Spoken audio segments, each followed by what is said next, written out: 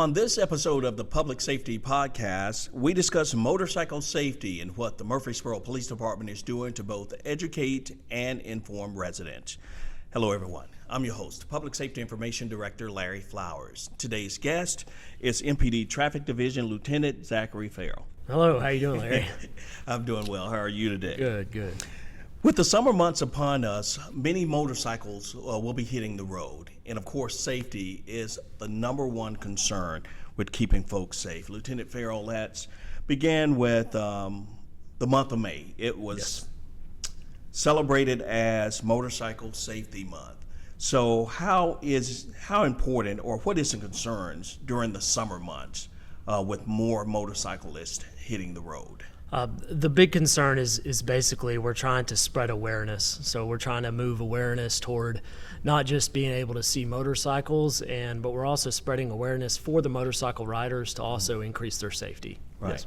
So if I'm not mistaken, I think we've had at least 2 motorcycle fatalities since the beginning of the year and a number of injury crashes. So what would be your message to both motorcyclists as well as other drivers? I think the big message is to always look twice. And when I say look twice, I mean intentional looking, stopping before you pull out onto the roadway or before you make that left turn, intentionally looking in all the lanes to make sure that there's not a motorcycle there.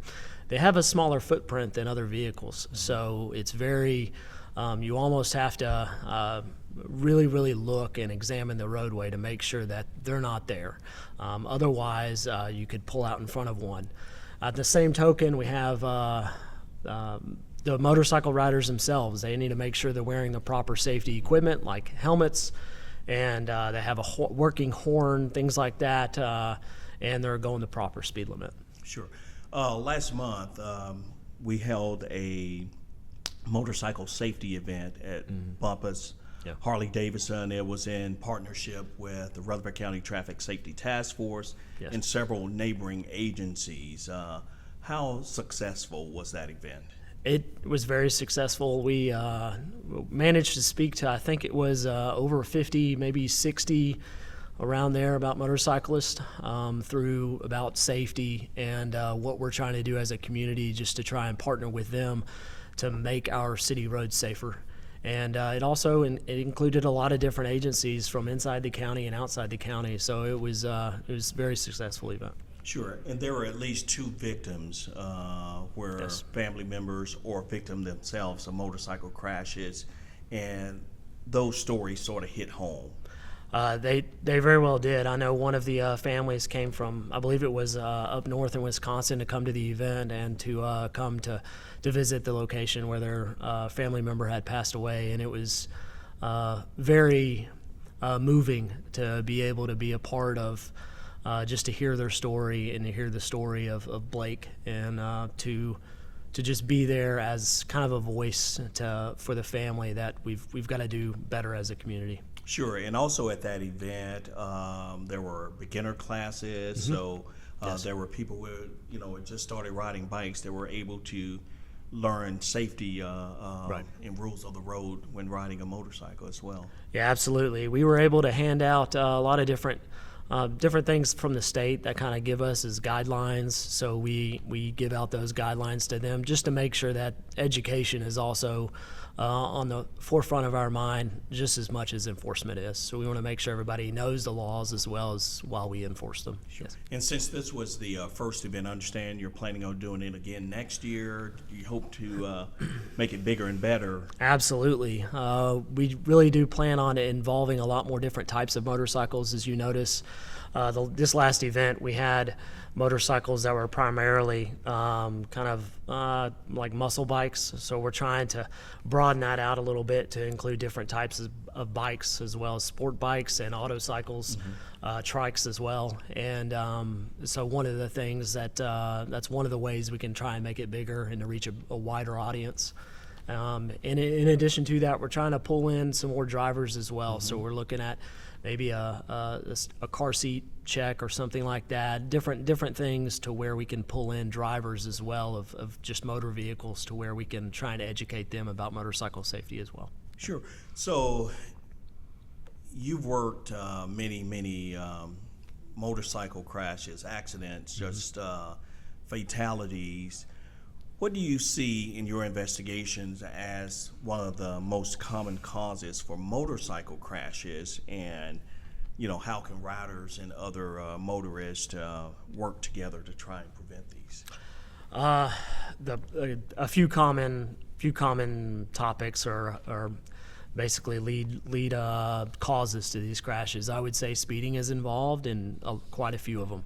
So we have speed from either the car itself or from the motorcycle, so they're not following the speed limit.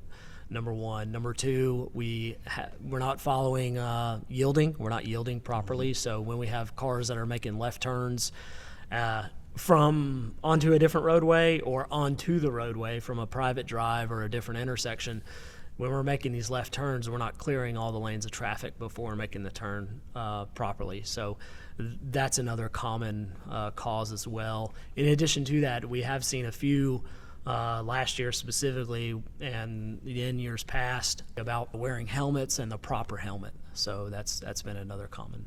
Sure. And speaking of proper safety gear, helmets you mentioned earlier.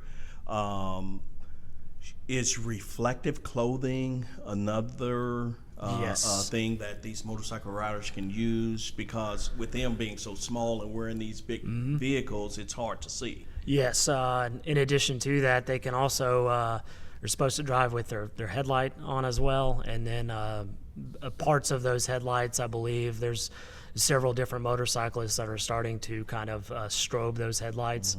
There's specific guidelines in state law about that, but there's a couple different things that motorcyclists can do to help increase their I guess footprint. Right. And you had mentioned state laws. We do have a traffic unit where these officers, that's all they do all day is they work traffic. Right. How are they enforcing these laws and regulations to try to keep these motorcycle riders safe, as well as the motoring public? What we're doing is we're focusing on specific roadways where we've had an increase in these motorcycle crashes. So we're what we call is saturating the roadway. So we'll specifically pull several different, sometimes the whole unit and sometimes just parts of the unit. We'll go to that specific part of the roadway and really try and make sure that we're seen, that we're out there, we're visible. And these have been very successful. We had one recently on Memorial Boulevard on Memorial Day. While we were on Memorial Boulevard from Cherry Lane all the way to the bridge over Broad Street, we didn't have a single crash while we were out there. So Yeah, and the problem is you can't be everywhere at the same time. So that's correct. Yeah. Yes. So challenges. What are some of the biggest challenges you see trying to ensure motorcycle safety here in the city of Murfreesboro? I think reaching the correct audience. I think making sure that we're reaching not just motorcycle riders and not just specifically the drivers of motor vehicles, but we also need to make sure we're reaching just all of that audience as well, because it's not just one part or the other. It is, I mean, we all have a hand to play in this, if that makes sense. So all of us are accountable for the safety of the community, and we've got to make sure that we get that audience out there. We spread the right message and about safety, and we get it to everybody. Sure. One day I was on Northwest Broad, checked my rearview mirror. Next thing you know, I see a motorcycle rider coming up, and and it's getting closer. There's a car next to me, but he kind of split the lanes and went right between us. Is that what it's called, splitting lanes? And how dangerous is that? And should motorcycle riders be doing it? No. So Tennessee law prohibits lane splitting. No, basically the motorcycle itself has to be in the one lane just like anybody else. Now they can ride two in one lane at the same time. However, they cannot go in between lanes or lane split in Tennessee. Wow. Yeah, and that's dangerous because again, like I said, it was almost like, is this really happening? Because Right. we're stopped, but then you look in your mirror and something is moving, and then you look and it's a motorcycle. If we have lane splitting and high speeds, then it makes it more difficult to see them because you're not anticipating a vehicle to be in between other vehicles. So it definitely makes it more dangerous for the rider. And sure, last year we decided to create a traffic complaint form, traffic complaint submission form on our webpage. And we've received hundreds and hundreds and hundreds and hundreds of complaints. Out of those complaints, have you seen many where people are complaining about motorcycle riders or, motorcyclists in general? Definitely. It definitely peaks this time of year where we'll have a few of them. Specifically, it involves racing, usually, where we have multiple bikes racing each other. Even it goes all the way down to ATVs and dirt bikes. So as well, I would say those are probably some of the more common complaints, along with parking complaints that we get. Sure. And if you have a traffic complaint, just simply go to murfreesborotn.gov/MPD and click on the traffic complaint form icon. And you could just register your complaint, and we'll take it from there. You had mentioned earlier about the Look Twice campaign. Yes. Why is that important for drivers to look twice before entering those intersections? Most often we're so used to driving on the roads that we have, and we kind of get in a routine of making our turns, and the more we can get out of that routine, the more we can kind of look beyond what's just there. If we just look at the lanes themselves, you might think that you're clear, but the motorcycle has such a small footprint that they are harder to see. So you really have to kind of train your brain to think about motorcycles and their footprint. So when you look twice, you intentionally are spending that extra time to focus on the motorcycle footprint itself. Sure, and there's a local motorcycle group called the Hogs. Yes. They also teamed up and partnered with you for the event at Bumpus.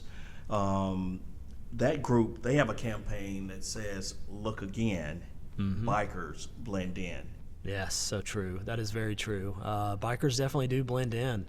I think the more that they ride together in groups, the more that they can kind of be easier seen.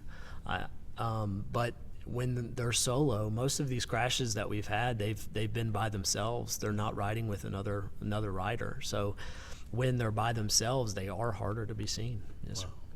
And when, again, 2 motorcycle fatalities since the beginning of the year, many other injury crashes, it's almost like a domino effect. It just doesn't just affect that person on the bike. right.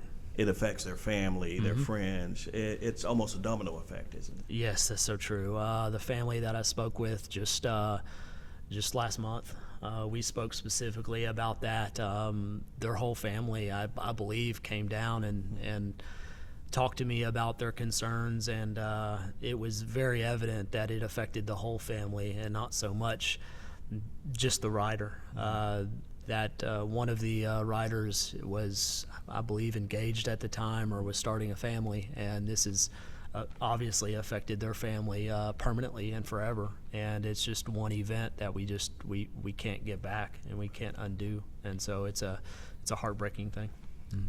What would be your message? We're wrapping up here. What would be the final message you want to get across, not only to motorcycle riders, but the motoring public as well, concerning motorcycle safety?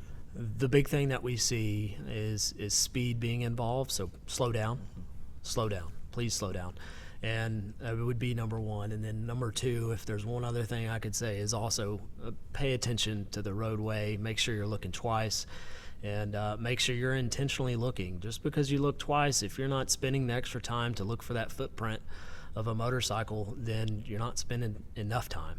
And it doesn't take that much longer just to have that extra second or two to look. At the big scheme of things, it's just 1 second or two could save somebody's life. So, yeah. Great message. We've been discussing motorcycle safety with Murfreesboro Police Department Lieutenant Zachary Ferrell. Lieutenant Ferrell, thanks for joining us. Thank you.